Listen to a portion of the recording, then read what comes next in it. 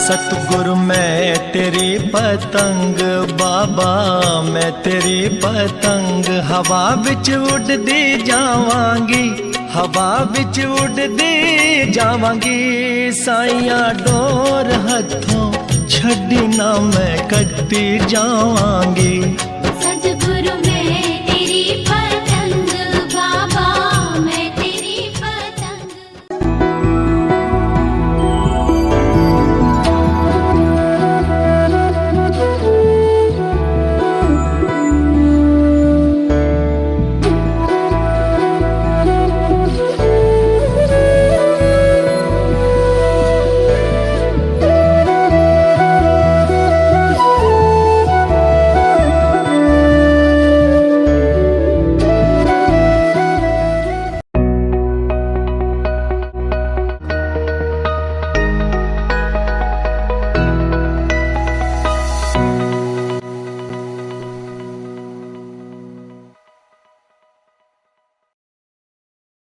राधिका चमक कस्तूरी चंद्र की ललित छवि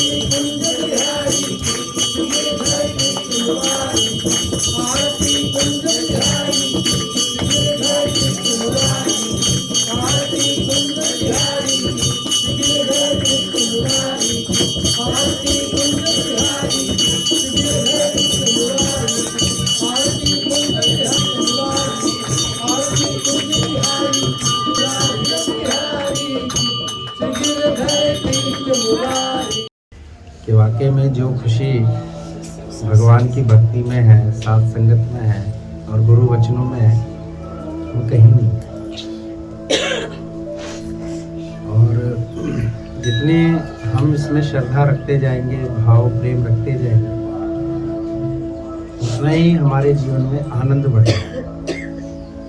सुख बाहर नहीं बताया, सुख अपने भीतर होता है। लेकिन मिलता कैसे है? जब मन संतुष्ट हो जाता है, और मन संतुष्ट होता है भगवान की भक्ति से, और किसी चीज से संतुष्ट नहीं हो सकता। इसलिए ये साध संगत बनाई गई, परमपिता परमेश्वर गुरु रूप में आए और उन्होंने बताया कि तेरे भीतर माल खजाना क्यों जाए ढूंढन देश में। भगवान ने मनुष्य को पूर्ण संपूर्ण बनाया, आधा अधूरा नहीं बनाया। लेकिन मन का, जीव भाव का, देह का संग करके वो बाहर भागने लग गया। इसलिए वो कभी दुखी कभी सुखी, और सुख को एकत्रित करने के लिए भागता है, और फिर उसको संग भी ऐसे ही मिलता है। हम सभी बहुत भाग्यशाली हैं कि हमें गुरु मिले, साथ संगत मिले, और हम अपने भीतर आए। तेरे भीतर है सखा, तो जो कुछ भी है वो हमारे अंदर है। दूध में घी है, तिल में तेल है, गन्ने में रस है, बीज में वृक्ष है।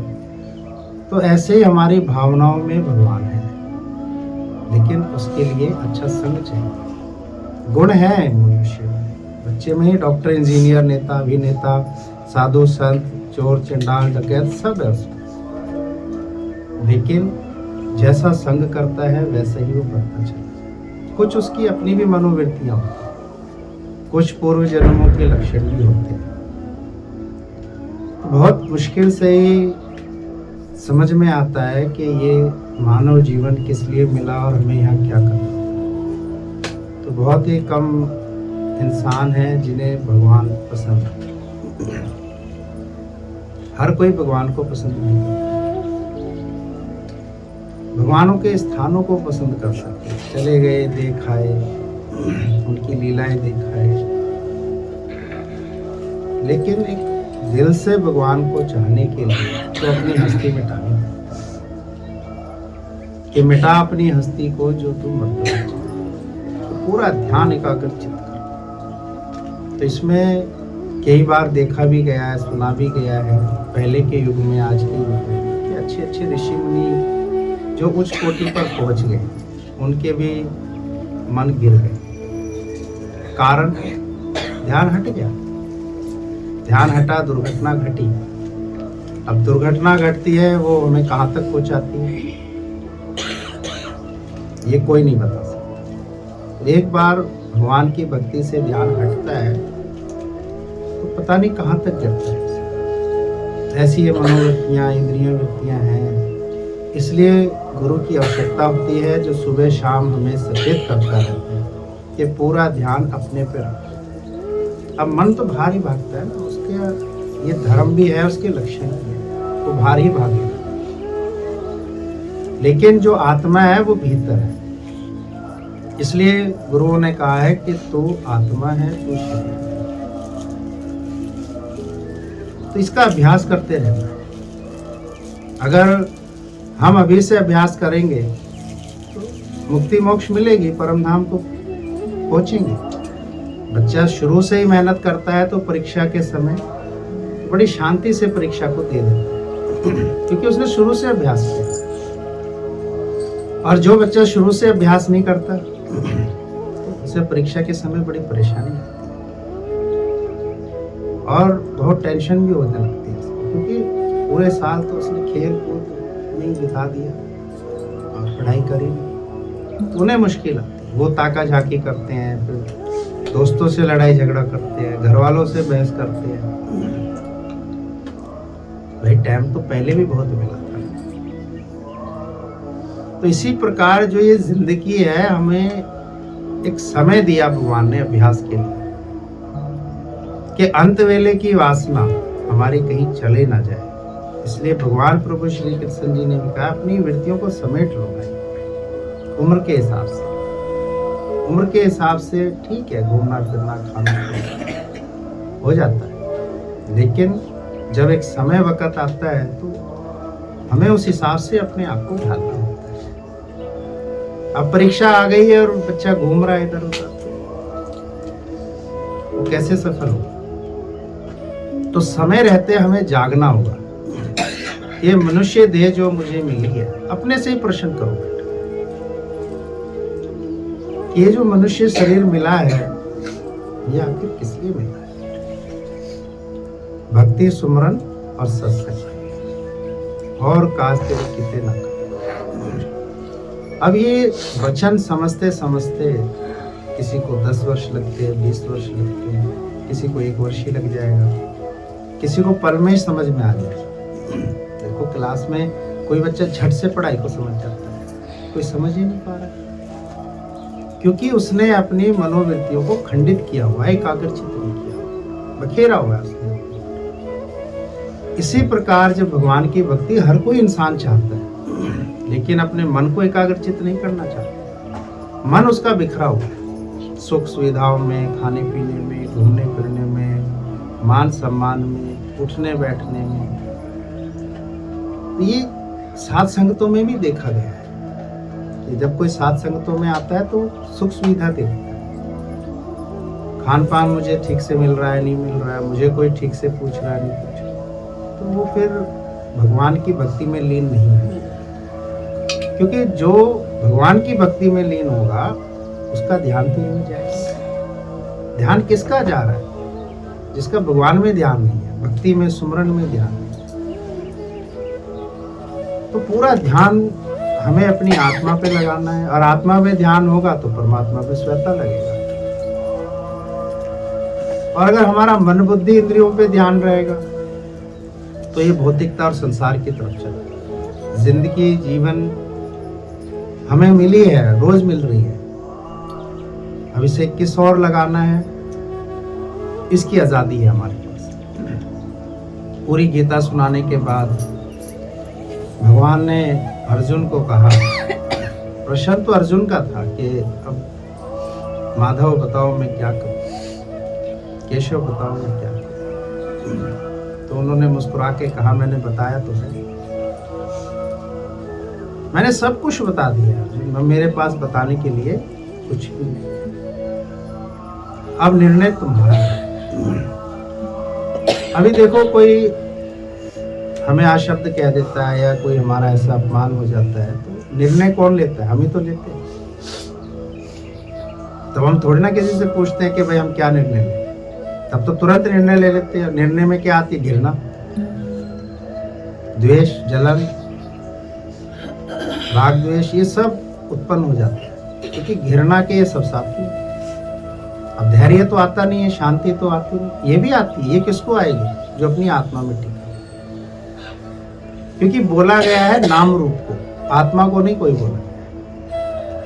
तो नाम रूप का नाश है, आत्मा का प्रकाश है। अब जो अपने को आत्मा जानेगा वो प्रसन्न रहेगा, धैर्य में रहेगा, शांत रहेगा, एकाग्रचित्त रहेगा, और वो अशब्द नहीं बोलेगा, कर्म बनाने से भी बचेगा। नहीं तो कर्म बनते। अब घृणा आती है तो देखो दुर्योधन को क्या आई, घृणा ही तो आई, उसको आशब्द लगती। अगर शांति से विचार करता तो शायद इतना बखेड़ा नहीं होता। और बिना कुछ सोचे समझे देखो रावण ने निर्णय ले लिया। ऐसे ज्ञानवान है, लेकिन शांति से उसको नहीं समझा, उसकी तहकीकात नहीं करी, उसकी जांच पड़ताल नहीं करी कि आखिर गलती किसकी। तो एक मिथ्या अहंकार ही तो था, मैं हूं। अब मैं हूं तो सब नाश हो गया। ये तो सब कुछ था। हालांकि वो लड़ने थोड़ी ना गया था या किसी को कुछ कहने गया था, वो तो अपने राज्य में राजपाट कर रहा है। ठीक है, उनका एक स्वभाव बन जाता है, जो जिस योनि में होता है उनका स्वभाव बन जाता है। तो भांति भांति के स्वभाव है। राम का जो स्वभाव है आध्यात्मिकता का, यानी सर्व का हित सोचता है, वो स्वाभाविक है। शुरू से गुरुजनों का साथ मिला, फिर अवतारित पुरुष हैं, तो ऐसे उनके लक्षण बनते चले गए। उधर उसने गुरु का साथ नहीं लिया और ऐसा संग बनता चला गया कि असुर वृत्ति की तरफ हो गया। ऐसे कोई असुर राक्षस नहीं थे वो शुरू से ब्राह्मण है, ये क्षत्रिय है। लेकिन अगर गुणों की तुलना करी जाए तो एक महानता की तरफ है और एक जलन, कुड़न, घृणा, अहंकार की तरफ, राग द्वेष। लेकिन फिर भी प्रेम करना हमारा फर्ज है, मार काट करना हमारा फर्ज है। मैं खुद भी मार काट की तरफ नहीं कहता हूं किसी को, या गुस्सा करो, गाली दो, या किसी के प्रति ऐसी भावना, क्योंकि हमें गुरु ने बहुत ऊंचे पद पे बैठाया, आत्मा के पद पे बैठाया। एक बहुत बड़ी नौकरी दी है समाज के प्रति, व्यवहार की, बिहेवियर, आचरण की। हम सबकी ड्यूटी बन गई है, रिस्पॉन्सिबिलिटी है कि हम इस समाज के प्रति क्या भाव रखते हैं, क्या भावना रखते हैं। ये कार्य कोई छोटा मोटा नहीं है, बहुत बड़ा काम। एक बिजनेस करना, सर्विस करना, गृहस्थी संभालना, ये भी कम जिम्मेदारी का काम नहीं है। और उसमें भी फिर सुनना, कितना ही अच्छा खाना बनाओ तो 4 प्राणी है, उसमें से एक ना एक तो बोल ही देगा अच्छा नहीं बनाया, क्या है रोज बना सकते। तो बनाने वाला अपने मन को बड़ा नियंत्रण रखता है, शांत रखता है। कई बार व्यापार बिजनेस में भी कस्टमर बोल देते हैं आपका सामान ठीक नहीं है, तो उसे शांत रहना पड़ता है, मौन और स्थिरता का साथ रखना पड़ता है। कितनी अच्छी सर्विस करो, किसी के पास जाके पूरा तन मन धन लगा दो, कितनी बुद्धि लगाओ, कितना ही तन का बल लगाओ, फिर भी कई बार वहाँ के जो अधिकारी बॉस होते हैं वो भी झाड़ लगा देते हैं, ये काम नहीं करती है।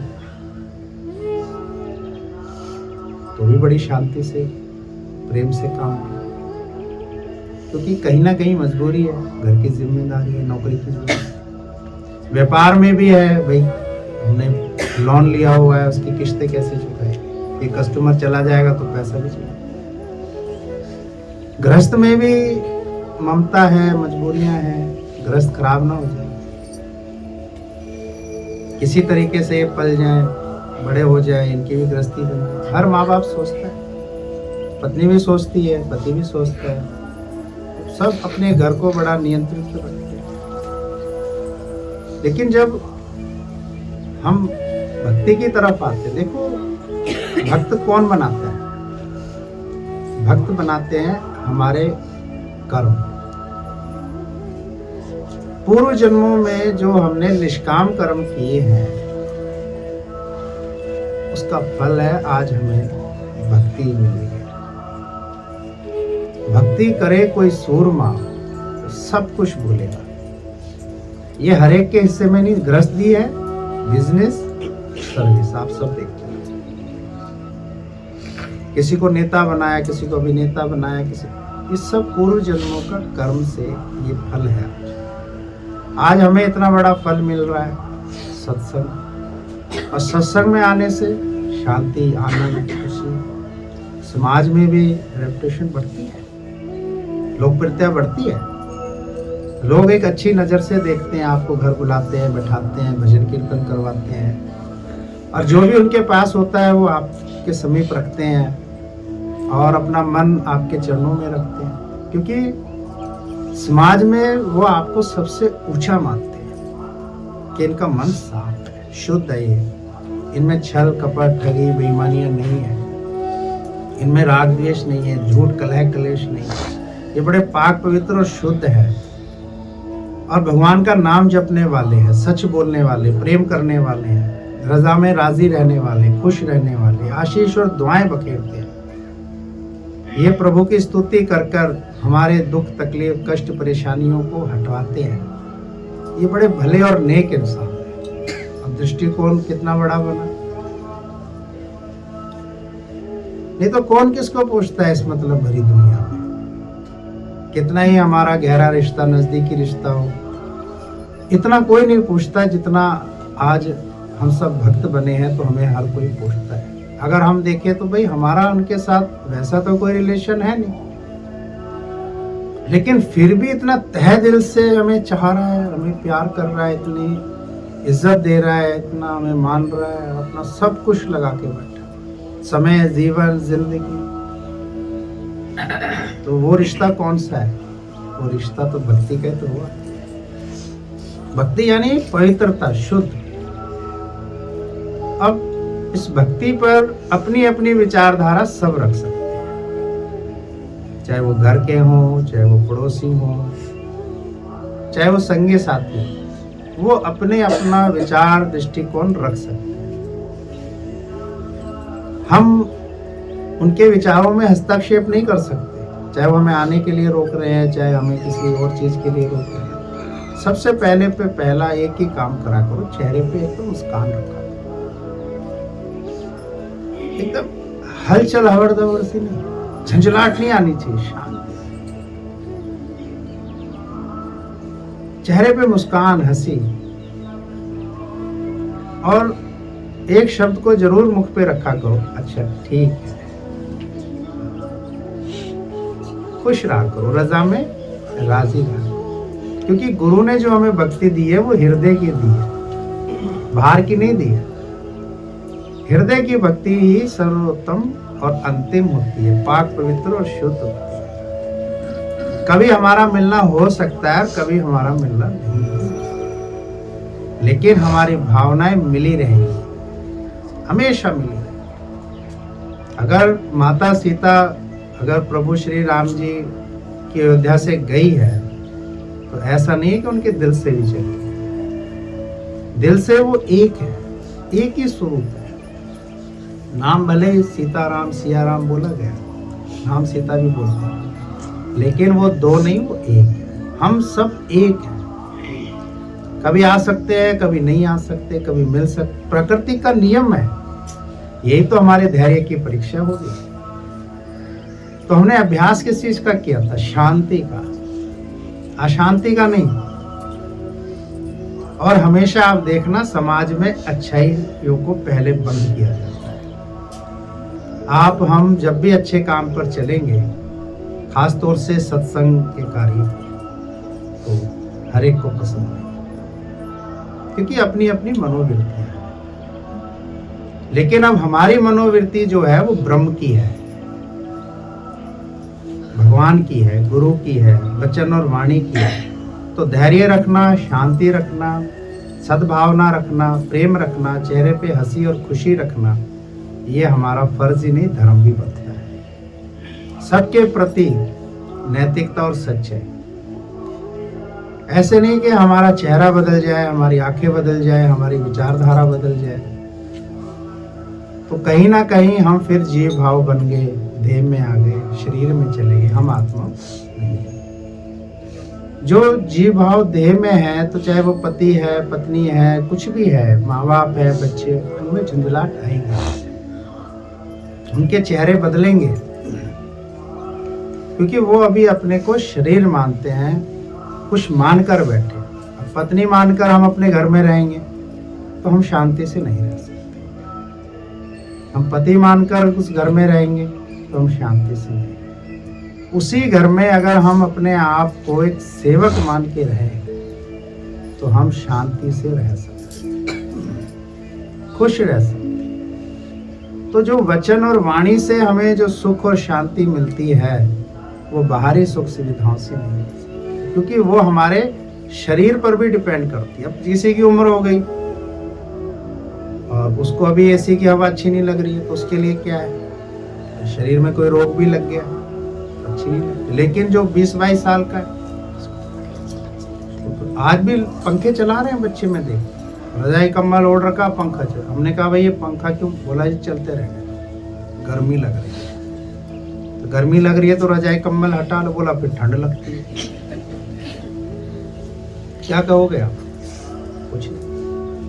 आज भी आइसक्रीम खा रहे हैं, लेकिन जिसकी उम्र हो गई है उसको तो शायद कई वर्ष हो गए हो, अब वो भाई भैया आइसक्रीम मत खा दो, नहीं कह सकते। अब हम उस विचारधारा तक पहुंच गए हैं जहां कहते हैं कोई बुरा नहीं भले मन की वास, कोई बुरा नहीं, कि यहाँ पर कुछ भी बुरा नहीं है। जो कुछ भी हो रहा है बहुत अच्छा हो रहा है, उसमें खुश रहना, रजा में राजी रहना मेरा फर्ज, कर्तव्य और धर्म है। जाहे विधि राखे राम ताहि रोक टोक होना या किसी का कुछ बोलना या हमारा मन चाह नहीं होना या कुछ भी हो सकता है। कई बार सत्संग में जाते हैं, मन चाह बैठने को नहीं मिल सकता, मन चाह से प्रसाद नहीं मिल सकता, मन चाह से कोई पूछ नहीं सकता, लेकिन फिर भी अपने मन से सबको चाहना है, सबको दिल से प्रेम करना, अपना मन मुटाव नहीं रखना है।